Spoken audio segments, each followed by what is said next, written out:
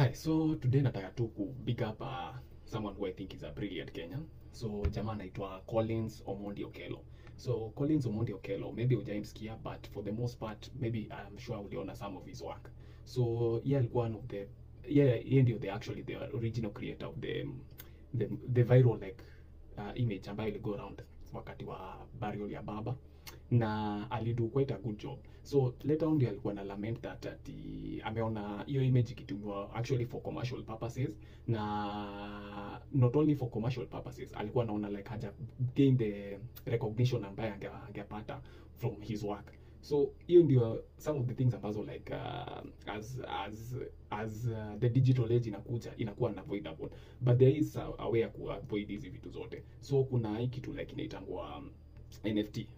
So NFT for the most part inafanya two things. One, almost like an authenticator. Unaona like alikuwa anasema ameka mark, like a digital mark on the work, but unajua especially saa hii ni very easy kutoa hizo marks na rebrand hiyo image into something else, especially with all these tools ambazo zimekama. So uzuri wa hiyo like NFT inakupatia wewe almost like a mark that is almost haiwezi replicatiwa anywhere else. So hiyo ni one of the ways. Second of all ni that hiyo digital token unai-own. So the only way inaweza tumika ni through to some extent your consent, ambayo sasa wewe unaweza tumia sasa kugenerate revenue.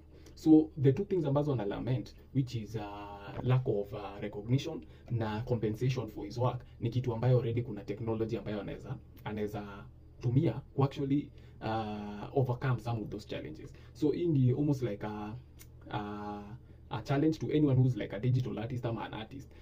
Tafadhali tumieni hizi new technologies ku secure your work. It will go a long way, na I am sure zita come actually in use later on. So if kama unafikiria like you would like to know more about this, nime create a short blog post about kenye unahitaji ndio uweza ku create your own NFT.